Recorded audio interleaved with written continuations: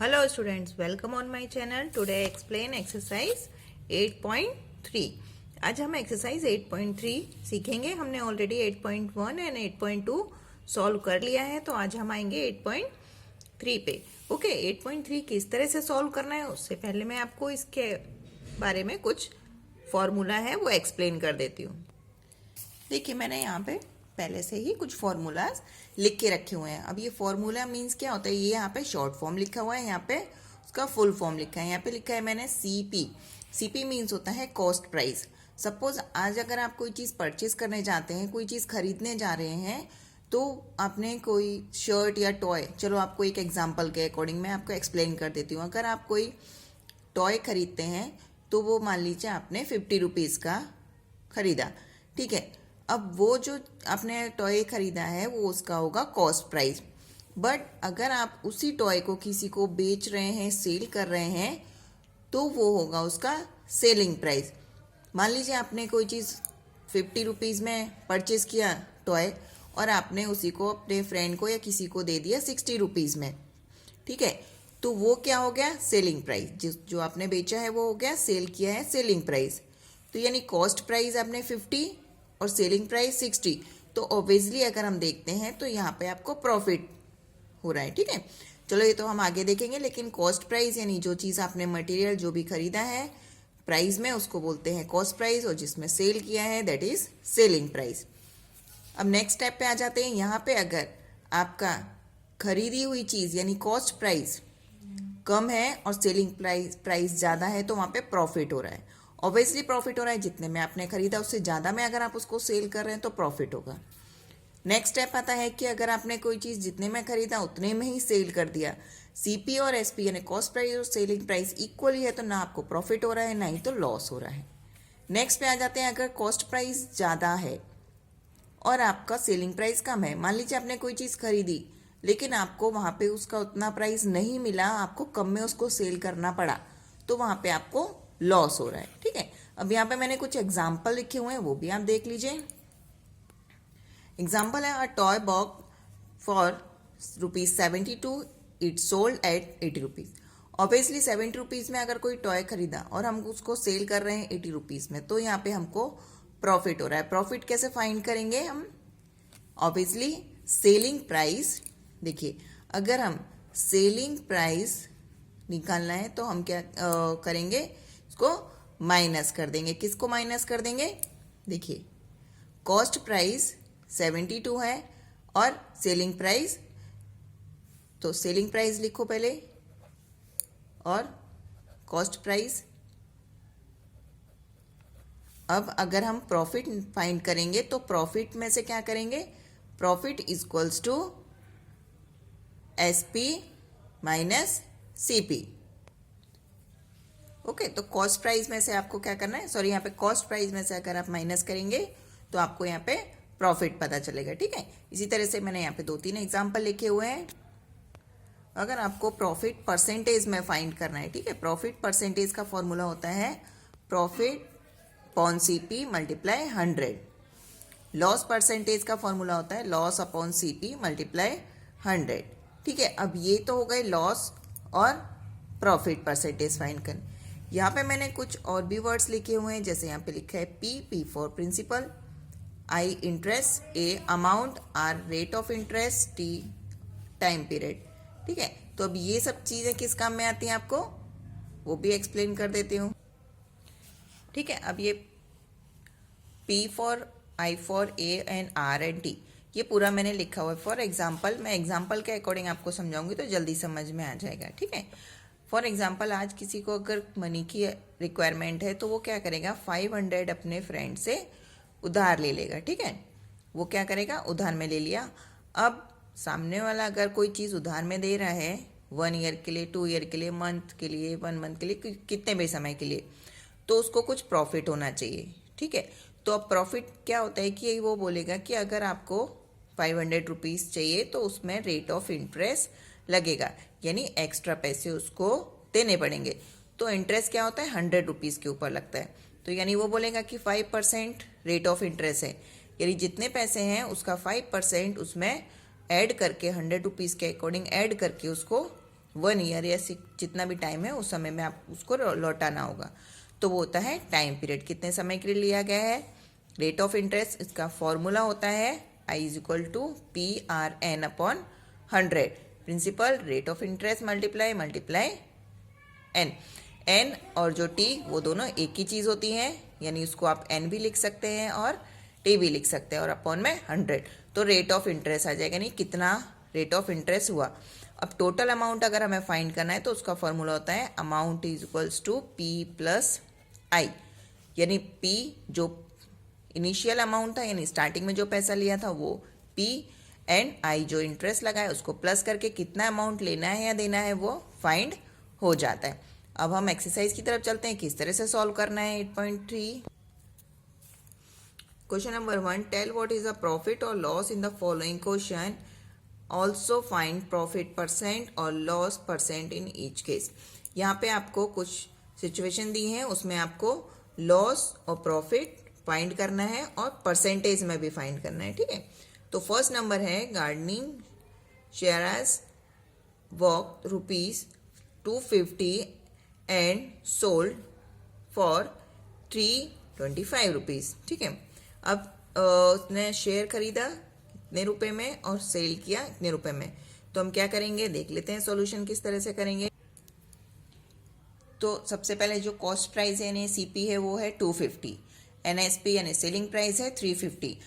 Obviously कम हमने purchase किया, ज़्यादा में बेच रहे हैं तो प्रॉफिट होगा। तो profit is equals to SP minus CP, ठीक है। प्रॉफिट फाइंड हो गया, तो प्रॉफिट यहाँ पे कितने का हो रहा है, 75 रुपीज़ का। तो मैंने पहले ही आपको प्रॉफिट परसेंटेज और लॉस परसेंटेज का जो फॉर्मूला दिया था उसके अकॉर्डिंग हम इसको सॉल्व करेंगे। तो प्रॉफिट परसेंटेज में प्रॉफिट अपॉन CP मल्टीप्लाई 100। यहाँ पे आपको देखना है कि अगर हम प्रॉफिट परसेंटेज फाइंड कर रहे हैं या लॉस परसेंटेज फाइंड कर रहे हैं तो हमेशा अपॉन में यहाँ पे कॉस्ट प्राइस ही आएगा, सेलिंग प्राइस नहीं लिखेंगे। तो प्रॉफिट कितना आया है 75 रुपीज़, तो यहाँ पे लिखेंगे 75 अपॉन कॉस्ट प्राइस है 250 मल्टीप्लाई 100। इसको मैंने कट किया है 5 के टेबल से, आप कोई भी टेबल से कट कर सकते हैं। तो जो आंसर आया वो आया 30%, यानी आंसर कितना आया 30%। तो यहाँ पे 30% का प्रॉफिट हो रहा है। कितना प्रॉफिट हो रहा है 30% का। बाकी के जो क्वेश्चंस हैं BCD ये आपको पहले प्रैक्टिस कर लेने हैं, सेम मेथड है, कोई भी डिफरेंट नहीं है। अब हम आ जाते हैं क्वेश्चन नंबर 2 पे। Convert each part of the ratio two %, यानी यहाँ पे आपको पार्ट्स दिए हैं रेशियो में, ठीक है। अब आपको परसेंट बताना है कि ये कितना परसेंट हुआ, यानी 3 का अलग और 1 का अलग परसेंट। अब ये किस तरह से फाइंड करेंगे वो भी देख लेते हैं। देखिए 3:1 है, तो टोटल पार्ट अगर हम फाइंड करेंगे तो टोटल पार्ट प्लस करने से फाइंड हो जाएगा 3 + 1 = 4। तो कभी भी अगर रेशियो वाले सम है तो यहाँ पे अपॉन में टोटल पार्ट लिखते हैं। तो अब हम पहले 3 का रेशियो निकाल रहे हैं, ठीक है। 3 वाले में रेशियो क्या निकालेंगे, 3/4। 4 क्या आया, 4 जो टोटल नंबर है, सब में यही लिखना है, खाली नंबर ये चेंज होगा ऊपर वाला, ठीक है। नेक्स्ट में हम 1 रखेंगे, यहाँ पे जहाँ पे 3 रखा है नेक्स्ट में हम उसको 1 कर देंगे। तो 3/4 मल्टीप्लाई 100 कट कर दिया 4 से और आया 25। तो 3 × 25 तो 75%। अब नेक्स्ट वाला पोर्शन लेंगे 1 वाला, तो 1/4 मल्टीप्लाई 100, सेम मेथड रहेगा, कट कर देंगे 25%, यानी 3:1 ये है 75:25, ठीक है। परसेंटेज में अगर हम फाइंड करते हैं तो 75 और 25 का ये रेशियो है। इसी तरह से आपको नेक्स्ट जो सम है इस तरह से फाइंड कर देना है। बी वाले में पहले तीनों प्लस कर देना, फिर एक एक करके उनका परसेंटेज फाइंड कर लेना है। इसमें भी सेम मेथड, यहाँ पर भी सेम मेथड, कोई भी डिफरेंट मेथड नहीं है। यानी आपको प्लस कर लेना है, प्लस में जो आंसर आएगा उसको अपॉन डिवाइड में रखना है, जैसे यहाँ पे मैंने डिवाइड रखा। फिर एक एक आपको डिजिट का परसेंटेज फाइंड कर देना है। ओके, नेक्स्ट क्वेश्चन पे आ जाते हैं। The population of city decrease from 25,000 to 24,500, find the percentage decrease. यानी जो भी पॉपुलेशन है वो डिक्रीज हो रहा है। तो पहले 25 थी, यानी यहाँ पे हम इनिशियल बोलेंगे, कोई भी चीज़ अगर स्टार्टिंग में दी हो तो इनिशियल, ठीक है, इनिशियल नंबर है और ये बाद वाला नंबर है, तो इसको इनिशियल बोलेंगे। इनिशियल पॉपुलेशन जो है वो है 25,000 और बाद में 24 डिक्रीज होके हो गया। तो अब किस तरह से फाइंड करना है आपको, डिक्रीज परसेंटेज फाइंड करना है। ठीक है, अब किस तरह से फाइंड करेंगे देख लेते हैं। यहाँ पे इनिशियल पॉपुलेशन 25,000 है, डिक्रीज पॉपुलेशन 24,500 है। अगर हम इसको डिक्रीज पॉपुलेशन को फाइंड करेंगे तो माइनस कर देंगे ऑब्वियसली, तो नंबर में पता चलेगा कितना है। तो 500 डिक्रीज पॉपुलेशन है।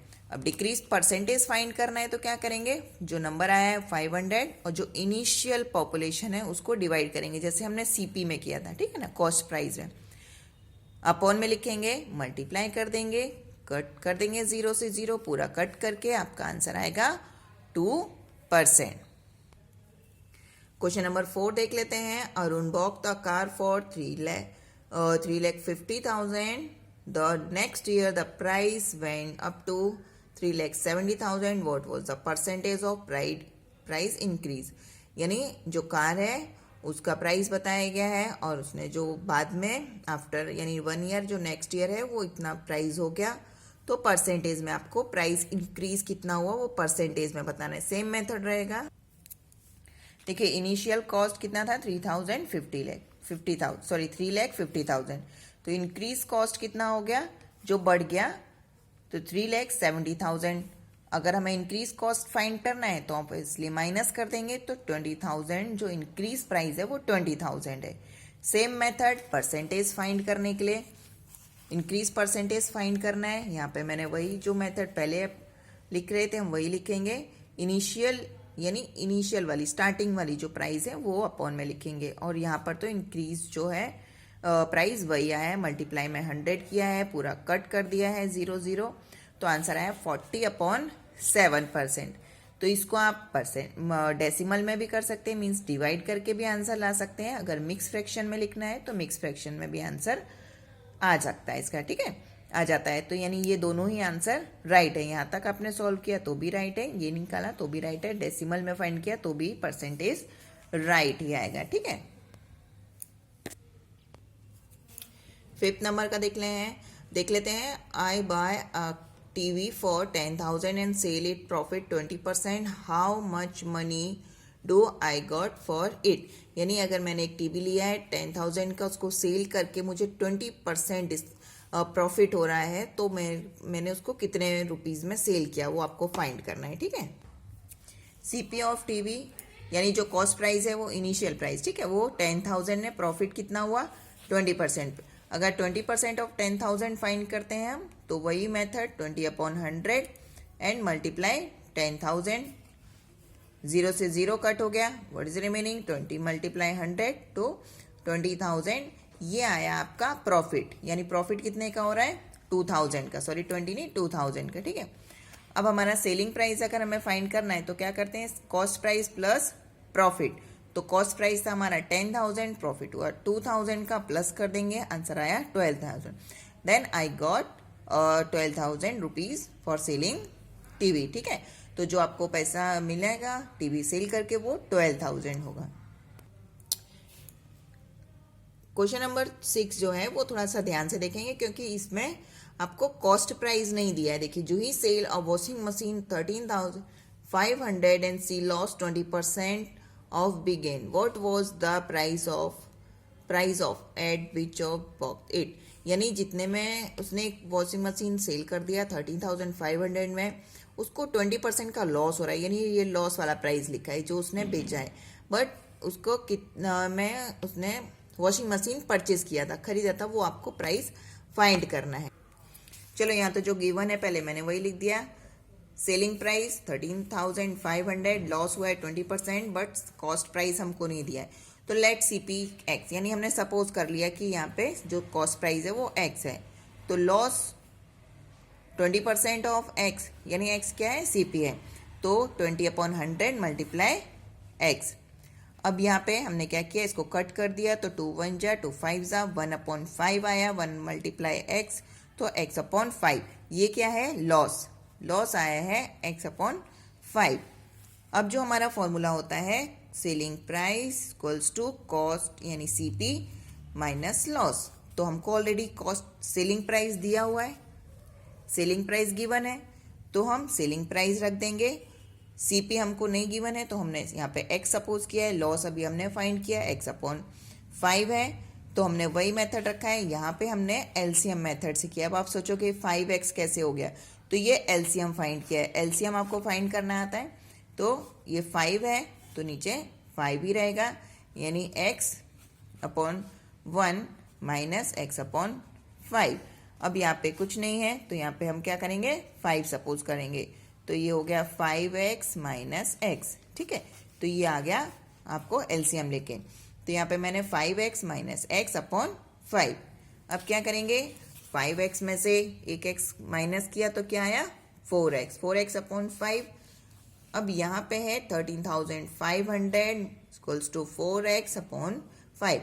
क्या करेंगे, x को इधर ही रहने देंगे और 4 और 5 को रेसिप्रोकल करके हम लेफ्ट साइड ले जाएंगे। ठीक है, तो 5 ऊपर जाएगा और 4 नीचे, यानी रेसिप्रोकल हो गया। ये इसको कट कर दिया, पूरा मेथड कट किया। यहाँ मैंने 2 के टेबल से पहले कट किया है, तो हमारा आंसर जो रिमेनिंग बचा है वो 3375, यानी 3375 रिमेनिंग है। उसको मल्टीप्लाई करेंगे 5 से, तो आंसर आ गया आपका 16,875 x। x क्या था हमारा, कॉस्ट प्राइस, यानी एट लास्ट हमने कॉस्ट प्राइस फाइंड किया जो उसने परचेज किया था वॉशिंग मशीन 16,875। तो जितने भी सब मैंने आज आपको एक्सप्लेन किए उसका अच्छी तरह प्रैक्टिस करेंगे। यहाँ पे क्वेश्चन नंबर 1 से लेके क्वेश्चन नंबर 6 तक मैंने एक्सप्लेन किए हैं, आपको प्रैक्टिस करना है, नोटबुक में लिख लेना है। Thank you student for watching, bye.